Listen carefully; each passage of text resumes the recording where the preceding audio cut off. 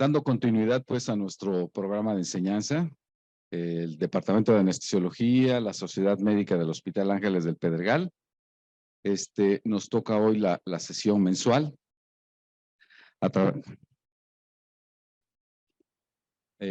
Hoy nos va a apoyar Megalabs. Viene el doctor Uriostegui.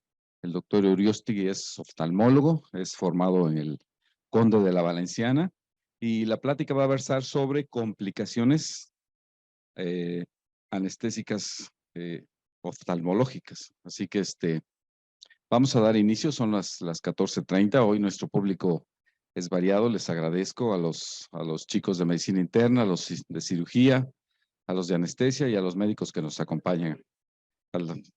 Por eso, el más chico, el principal.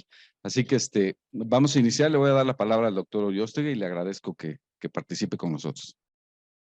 Buenas tardes. Agradezco la presentación al doctor García y la invitación a Megalabs y en específico a POEM a cargo de Edson y de Fanny. El tema que me pidieron hablar es complicaciones oftalmológicas en anestesiología y la idea fue dividirlo en las complicaciones que pueda haber durante la cirugía oftalmológica y las que pueda haber en cirugía no oftalmológica. Entonces, de esta manera está ideada esta plática y al final de esta, pues estoy totalmente abierto a sus dudas. Afortunadamente, este tipo de complicaciones son raras. Sin embargo, cuando se presentan son altamente devastadoras. El primer caso fue descrito más o menos en el año de 1948 durante una cirugía ginecológica y los dos eventos de área no oftalmológica donde se pueden presentar más es en el contexto de cirugía cardiovascular y en el contexto de cirugía neurológica. Si hablamos un poco de las series de casos que están reportadas en relación a esto, esta es de las más grandes, y vean pues que la incidencia es muy baja. Esta serie de casi 61,000 pacientes reportaba solo 34 casos asociados a complicaciones oftalmológicas durante el evento anestésico, lo que se traducía en una tasa más o menos del 0.056%. También un dato importante a recalcar es esa dualidad o discrepancia que hay en la literatura en relación a qué tipo de cirugía es la que más puede presentar este tipo de complicaciones. Vean aquí, Shen y colaboradores hablan de que es un poco más común en cirugía cardíaca. Sin embargo, Stevens dice que durante cirugía de tipo neurológica es cuando más la podemos presentar. Entonces hay mucha variabilidad en cuanto a la información.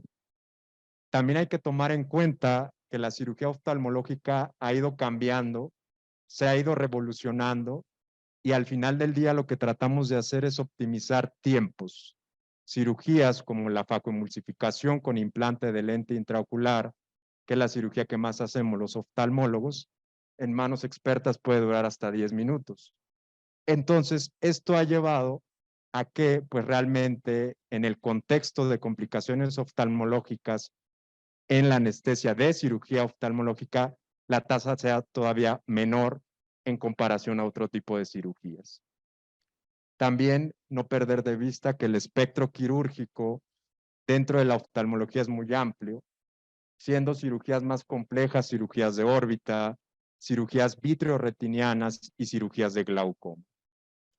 Y también nos enfrentamos a unas variables ya muy considerables, que es la edad. A los que nos dedicamos a ver tanto población pediátrica como adultos, pues es esto lo principal. Y ahí aquí es donde entra el gran reto del servicio de anestesiología.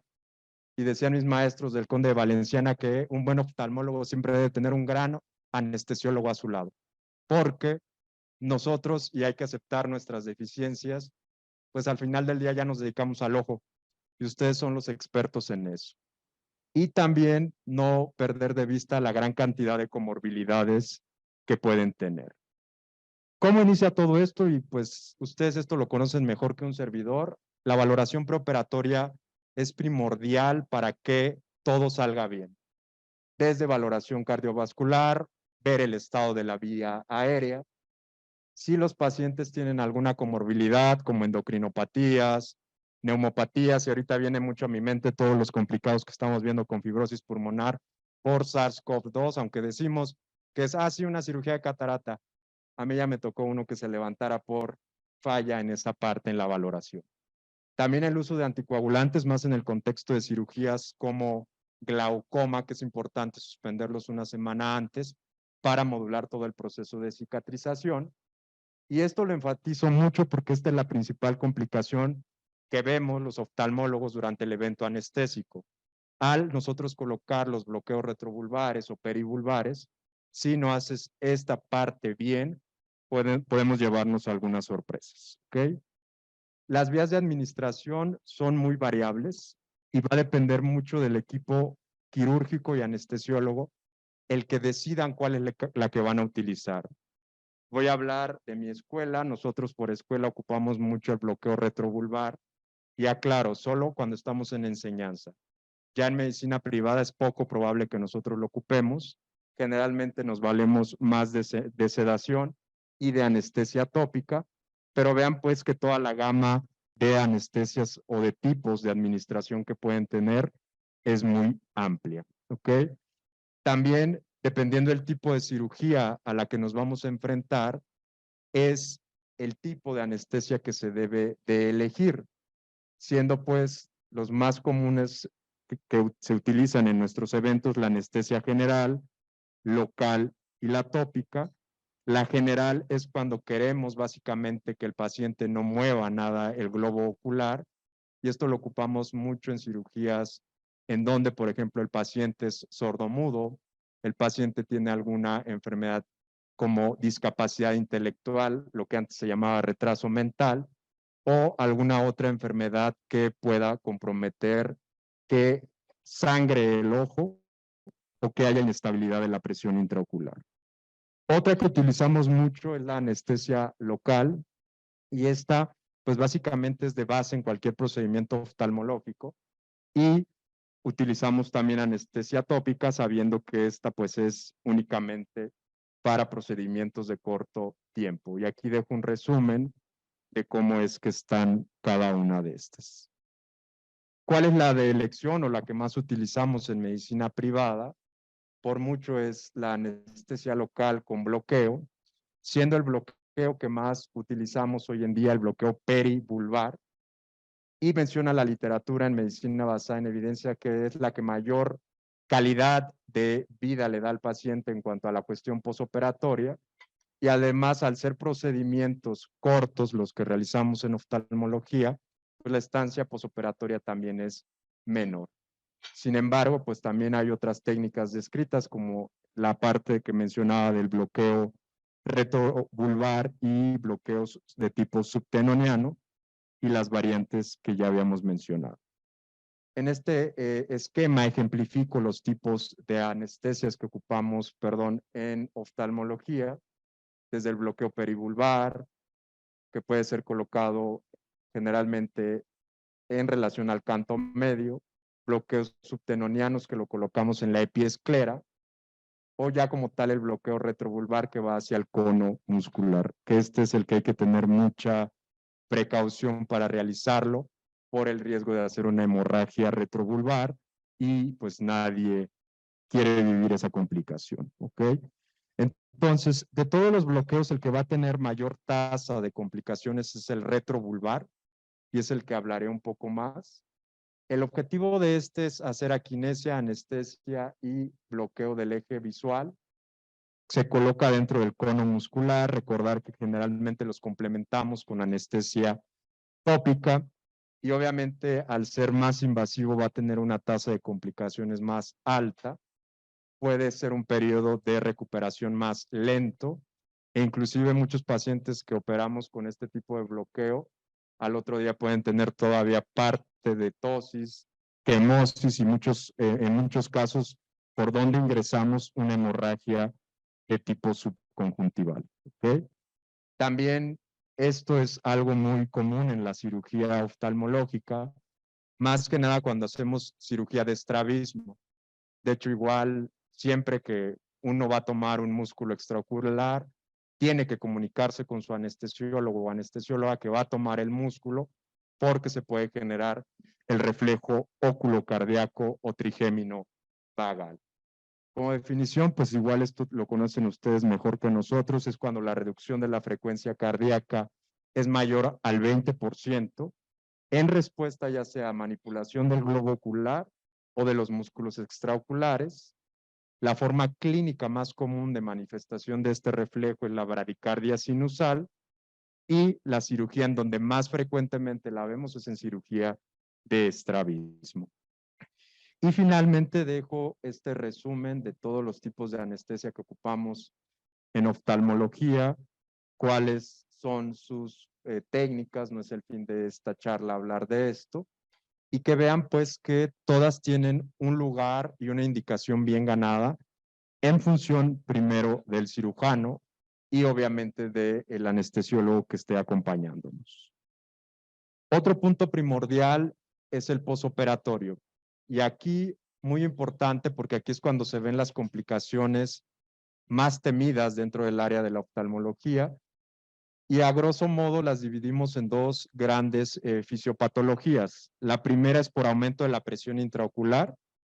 Recordar que cuando acaba la anestesia y el paciente te refiere dolor ocular de inicio súbito, piensa mal y acertarás. Lo más común es que se haya subido la presión intraocular y o en su defecto que si fue una cirugía, por ejemplo, de órbita, de glaucoma o vitreoretiniana, que la herida no haya sellado de manera adecuada y esté fugando algo por ahí, ya sea sangre, humor acuoso, etcétera, etcétera.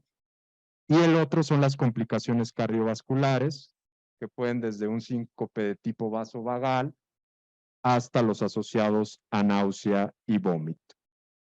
Y vamos a hablar, pues, como les dije, de esta manera de las complicaciones. Y a mí siempre me gusta iniciar esta parte con lo importante que es la parte de identificarlas a tiempo. Si uno en la cuestión de cirugía oftalmológica la identifica, la tenemos que resolver en ese momento. Nada de que la vamos a dejar porque es cuando inician las demandas y toda la cuestión médico-legal que puede suceder. La más común es la hemorragia perivulvar y retrovulvar. Es la complicación que podemos encontrar. Vean, afortunadamente no es tan común. Por ejemplo, la retrovulvar la presentan del 0.8 al 1.7%. En cambio, la perivulvar de 0.16 a 0.06. En quienes tenemos como que tener más cuidado en relación a esta, pues enfermedades que ya conocemos como hipertensión arterial sistémica, evento vascular cerebral, que tengan antecedente de alguna enfermedad arterial periférica o de algún accidente cerebrovascular. ¿Cómo la identificamos? Es esa quemosis que ocurre inmediatamente después de instilar el bloqueo, equimosis, puede acompañarse de dilatación de la pupila o midriasis y el dolor de inicio súbito. Cuando se presenta este tipo de complicaciones, la regla básica es ejercer presión gentil sobre el globo ocular, en promedio 3 a 5 minutos. Si después de esto no cede y sigue aumentando el tamaño de la órbita, lo que está indicado es hacer un procedimiento que se llama cantotomía y cantolisis. ¿Ok? Sí, luego muchos dicen, es que queda feo el ojo. Pues sí, pero si no haces eso, la presión intraocular deja ciego a ese globo ocular. ¿Ok? Ojo aquí, porque luego también se estresa la gente. La cantotomía y cantolisis la vamos a resolver después los oftalmólogos. A la semana entramos a suturar eso. Lo importante es resolver este síndrome compartamental que al final del día se presenta para evitar que el globo ocular pierda la visión. Ojo aquí, y esto lo digo muy dirigido, hoy en día vemos más este tipo de hemorragias retrovulvares en el contexto de toda la delincuencia que estamos viviendo en este país. En el Conde Valenciana nos llegan mucho traumas oculares y el simple hecho a veces de contactar el globo te puede generar esa hemorragia como tal. Si algo les puedo decir que es una urgencia en oftalmología es esto. En horas se puede quedar ciego el paciente, a veces en minutos, depende la cantidad de presión intraocular que se haya elevado. En promedio, a partir de los 40 milímetros de mercurio se cierra la vena central de la retina y a los 60 se cierra la arteria central de la retina. ¿Okay? Otro también muy común es una mala técnica. Y al hacer una mala técnica de nuestros bloqueos, pues tenemos que aprender 3 palabritas que por lo menos para mis residentes de oftalmología a cada rato los andamos molestando, que es la diferencia entre penetración, perforación y ya como tal rotura del globo ocular. La penetración es únicamente que haya un orificio de entrada. La perforación, aquí hay un error mío, orificio de entrada y salida. Y la rotura, que haya un aumento súbito de presión intraocular, porque la inyección en lugar de irse hacia el cono muscular, se fue al interior del globo, ya sea a cámara vítrea o a cámara anterior, ¿ok? Es una complicación muy devastadora y cuando ocurre esto, lo primero que hay que hacer es dilatar la pupila para buscar en la retina en dónde está el orificio de entrada. Y ahí pues tienes que tener a tu mejor amigo cirujano vítreo retiniano para entrar, primero hacer una cosa que se llama retinotomía, sellar el orificio de entrada, hacer vitrectomía y al final del día pues poner tu cara con el paciente de decir pues tuvimos que sacar la catarata por detrás del ojo. Entonces, ¿en quién tenemos más riesgo de que se presente este tipo de complicaciones? En ojos largos. Y en ojos largos me refiero a un término que se llama miopía magna. La miopía magna la podemos definir de 2 maneras. Globos oculares que miden más de 26 milímetros en su eje anteroposterior o miopías que son mayores a 6 dioptrías prismáticas. ¿Okay? Esto también es muy importante. A la par de la pandemia de SARS-CoV-2, estamos viviendo una pandemia de miopía.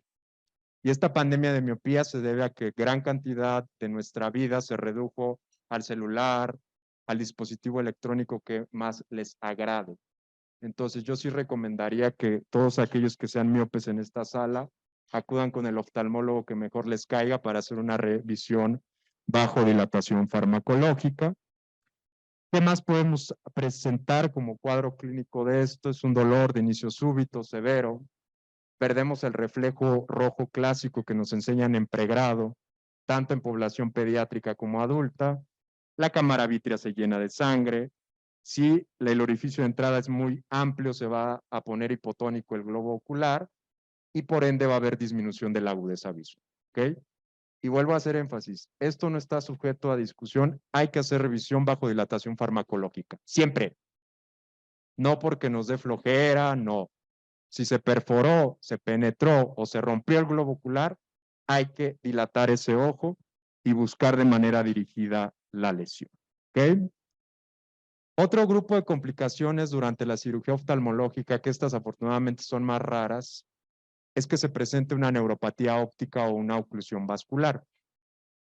Aquí las oclusiones vasculares las estamos viendo más asociadas a medicina estética y más con toda la deshonestidad que existe en este país, que gente que no sabe de medicina estética se pone a inyectar lo que les gusta en esta parte del ojo. Ni yo como oftalmólogo me pongo a veces a inyectar cosas. Ay, imagínense todo lo que sucede, ¿vale? Y luego nos hablan, ¿ay qué hago? Pero bueno, entonces, en el contexto de anestesiología, pues hay que tener bien presente que puede llegar por el simple hecho de la sedación, el anestésico hasta esa parte del globo ocular. Vuelvo a insistir, es raro. ¿En quién puedo presentarlo más? En órbitas pequeñas. Cuando yo digo órbitas pequeñas, me refiero a ojos de tipo hipermétrope, es decir, generalmente ojos que miden menos de 24 milímetros en su eje anteroposterior. Y si llegamos a presentar alguna de estas dos, pues lo primero es descomprimir la vaina del nervio óptico, que esto también es poco común que lo hagamos por el grado de complejidad que tiene llegar como tal hasta la vaina. Lo que les aconsejaría más hacer es inyectar esteroide intravenoso para reducir el proceso inflamatorio. Y ya sabemos que una vez que el nervio está dañado es de mal pronóstico visual, ¿ok? Generalmente son pacientes que quedan con agudezas visuales menores a 20/400 o inclusive en percepción de luz, ¿ok? Otra puede ser la lesión a músculos extraoculares. Esta se ve más en el contexto de cirugía de órbita y cirugía de estrabismo por alguna técnica igual inadecuada que en lugar de entrar al cono muscular, con el bloqueo perforemos un músculo, ¿ok? De los que más se llegan a afectar es el recto inferior. Entonces, lo más común es que al otro día el ojo lo vean hacia abajo. Entonces, el ojo al desviarse hacia abajo genera diplopia o visión doble. Y si hay algo que es molesto en la vida es ver doble. No se lo deseas perdón ni a tu peor enemigo. Entonces, aguas cuando hagamos los bloqueos.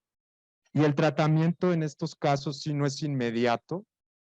Generalmente si son diplopias pequeñas, menores a 10 dioptrías o a 15, les aconsejamos lentes con prismas que les llamamos, y si son más grandes las desviaciones, ya entramos a hacer cirugía de estrabismo.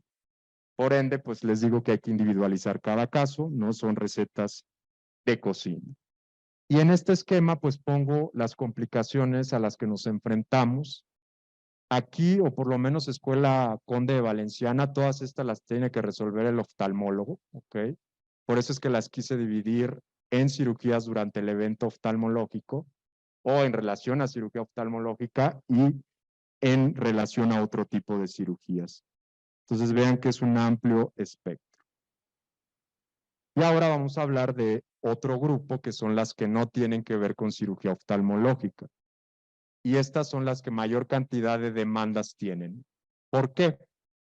Porque, y esto es algo que yo aprendí mucho en mi formación, que no nos dé pena decir que nos complicamos. Y viene a mi mente mucho un muy buen amigo mío, neurocirujano, que acabando su cirugía el paciente no veía de un ojo. Decía, pues, ¿qué pasó, no? Ahorita van a ver qué pasó en esa cirugía. Bueno, no voy a hablar de ese paciente, pero les explicaré un poco en relación a eso. La primera es la anestesia asociada a ceguera cortical, ¿ok? El mecanismo fisiopatológico es que al aplicar el fármaco, el que ustedes gusten y manden, y ahí no me voy a meter mucho porque ustedes son los expertos, se puede dañar la vía retrogeniculada. Es bien sabido que toda la corteza visual primaria y secundaria se integran en lo que va a ser el lóbulo occipital, y pues cualquier causa que pueda llegar un fármaco hasta allá puede lesionar esto. Aquí ya está bien establecido qué pacientes son los que tienen mayor riesgo de presentar estas complicaciones, y si lo ven en el contexto del adulto se define en una palabra: cualquier paciente que tenga una alteración en la microcirculación o microangiopatías, ¿ok? Ahí pongo todos los ejemplos. Y en la población pediátrica cambia un poco los factores de riesgo. Aquí, entre más joven sea el paciente, puede presentarse más, que tenga historia de anemia de tipo ferropénica, o también cirugía de varios segmentos medulares, ¿ok? Y aquí también entra algo que es muy diferente en cuanto a las cirugías oftalmológicas, que es cirugía neurológica y cirugía cardiovascular. Son cirugías más largas. Al ser más largas y tener posiciones un tanto cuanto diferentes, es cuando más se puede comprimir el globo ocular y generarse este tipo de complicaciones, ¿ok? Dice la literatura que la principal tipo de cirugía asociada a anestesia por ceguera cortical es la cardiotorácica en el contexto del adulto, y en el contexto de población pediátrica la cirugía de tipo neurológico. ¿Qué es importante hacer? Pues identificarlo, ¿no? Si ya presentaste tu complicación, háblale a tu oftalmólogo o oftalmóloga de mayor confianza. Hay que hacer una valoración oftalmológica completa. Siempre importante por cuestiones médico-legales pedir el campo visual, idealmente el campo visual de Goldman, que es el que evalúa toda la vía visual, o también denominada campimetría de tipo cinética, y también valernos de nuestros amigos los neuroradiólogos para buscar que no haya daño en el lóbulo occipital, ya sea por una tomografía computada, por una imagen por resonancia magnética, ¿ok? Otro también que podemos presentar es la pérdida visual asociada a anestesia e isquemia retiniana. Esta se debe básicamente a que al haber una compresión mayor del globo ocular, la cantidad de sangre que va a llegar a este es menor y por ende empieza a sufrir el globo ocular. Lo más común es cuando parchan de manera inadecuada el ojo, y al parchar de manera inadecuada el ojo, eso puede comprimir la arteria o la vena central de la retina. Y lo otro que nos ayudan bastantitos es con sus posiciones incorrectas. Al poner una posición incorrecta es cuando más pueden bloquear el flujo sanguíneo al ojo.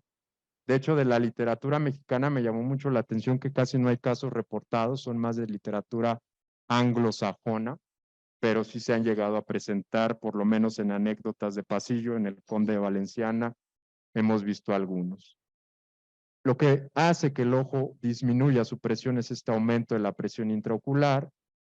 Vuelvo a insistir, esto lleva a disminución de la perfusión sanguínea y finalmente a la isquemia de la retina. ¿Okay? ¿Qué hay en cuanto a reportes de literatura? También hay una variabilidad muy alta en cuanto a incidencias y prevalencias. Vean este estudio de Lee, más o menos reportaba una incidencia del 11% de oclusiones de arteria central de la retina. Y él dice que a medida de que aumenta y se asocia a otros factores como un trauma ocular inadvertido durante la cirugía, que también es muy común, la tasa puede aumentar hasta un 70%. Esto a mí me pareció muy exagerado, pero ahí lo dejo como tal. Y hay otras series en donde vean que dicen, como Calway, que la incidencia es relativamente muy baja, vean 0.0076%. Al final del día, no sabemos a ciencia cierta cuál es el mecanismo que lo produce. Entonces, lo que sugiere la literatura es que pueden ser mecanismos de tipo multifactorial, en donde se comprime la arteria oftálmica, ya era un paciente que tenía predilección a formar émbolos, y en este caso en la vasculatura retiniana, que tiene antecedente de alguna enfermedad ateromatosa o de inflamación o vasoespasmo a nivel de la misma. Entonces, este tipo de complicación en particular, hay que buscar muy de manera dirigida todo este tipo de factores. ¿Qué pasa en el contexto de cirugía cardiovascular? En cirugía cardiovascular, la cirugía que más se asocia a este tipo de alteraciones es el bypass coronario. ¿Okay? De hecho, esto lo preconizan mucho los cirujanos cardiovasculares, que una vez que hacen un evento de este tipo, sí deberían de enviárnoslos para hacer dilatación farmacológica y ver cómo está el estado que guarda la vasculatura retiniana. Acuérdense que los ojos son bien chismosos y todo lo que pasa en los ojos puede darte diagnósticos muy precisos en otras partes o aparatos del cuerpo, ¿vale? Y el último grupo de cirugías que se han reportado de este tipo de complicaciones es en el contexto de cirugías de senos paranasales. Entonces también pues nuestros amigos otorrinolaringólogos nos apoyan mucho con trabajo. Entonces creo que somos un equipo y hay que hacerlos todo por nuestros pacientes. Y finalmente llego a un grupo que son las neuropatías ópticas isquémicas secundarias a anestesia. Y esto sí es algo muy común en cuanto a causa de baja visual de tipo posoperatoria. La causa más común posoperatoria de baja visual de cirugía cuando no es oftalmológica, hay que pensar en este tipo de patología que son las neuropatías ópticas isquémicas. ¿Qué factores de riesgo puedo tener? Anemia, hipotensión. Básicamente muchos se repiten de los que ya hemos visto con anterioridad. Y nada más como breve recordatorio anátomo-clínico, las neuropatías ópticas isquémicas las vamos a dividir en anteriores y posteriores. Las anteriores son las que van a afectar primordialmente el círculo arterial de Singer y a las arterias cortas posteriores. Y en cambio, las neuropatías ópticas posteriores son los que afectan ya propiamente dicha la arteria oftálmica. ¿Cuáles son las más sencillas de diagnosticar? Pues las anteriores, porque son las que te van a dar mayor sintomatología en el polo posterior del ojo. En cambio, las posteriores no, y son las que son prácticamente diagnóstico de exclusión. En cuanto a porcentajes, por mucho el 80 a 90% son anteriores y un 10 a un 20% van a ser posteriores. ¿Okay? ¿Qué más hay asociado a estas? La posición, como les digo, también es muy importante cuando los mantienen en posición, por ejemplo, de Trendelenburg por bastante tiempo. Esta posición la ocupan mucho en cirugía neurológica. El mecanismo por el cual se presentan es que hay un aumento de la presión venosa orbitaria. Al haber aumento de la presión venosa orbitaria, la primera que va a empezar a sufrir es la vena oftálmica superior. Se ingurgita o se puede dilatar. Y todo el plexo venoso circundante al nervio óptico también llega a tener ciertos grados de edema. Y todo esto, pues al final del día es un síndrome compartimental puro para que pueda presentarse este tipo de complicación. Otro mecanismo por el cual se pueden presentar es porque haya un reemplazo masivo de líquidos intravasculares. Esto que conlleva que aumente la presión intraocular o que haya un secuestro hídrico y también se traduce en un síndrome compartimental. Entonces, al final del día, todo este tipo de estructuras como el nervio sufren por ese aumento súbito de la presión intraocular que se hace que se comprima e inicie como tal la baja visual. ¿Okay? Ojo aquí, esto a diferencia de las hemorragias retrovulvares no duele. Entonces, al no doler, pues es menos probable que el paciente te refiera algo con lo cual buscar. Entonces, este cuadro en particular se caracteriza más por baja visual indolora de inicio súbito. Y finalmente, hablar de qué anestésicos pueden aumentar la presión intraocular. El primero y de los más descritos en la literatura, que es la succinilcolina. Esta ya está bien establecido que aumenta la presión intraocular al minuto después de administrada, teniendo un pico a los 2 o 4 minutos, pero afortunadamente después de los 6 minutos baja la presión intraocular otra vez. Esto, por ejemplo, en el contexto de glaucoma, los que hacemos exploraciones bajo anestesia en pacientes con glaucoma congénito, es muy importante que el anestesiólogo esté atento de cuándo lo va a pasar, porque tenemos que hacer la toma previo a esto, si no, pues es una toma de presión intraocular errónea o falsa positiva. ¿Cuál es el mecanismo fisiopatológico de este tipo de alteraciones? Hay una despolarización de los músculos extraoculares. Al despolarizarse hace que el músculo se jale o se tense y esto al final del día contrae al músculo y aumenta la presión intraocular. Entonces reporta la literatura y vuelvo a insistir, aquí ustedes son los expertos. Hay otras alternativas que se pueden ocupar que ya está documentado que no aumentan tanto la presión intraocular como el rocuronio, el propofol o el fentanil. El otro que está bien descrito es el óxido nitroso.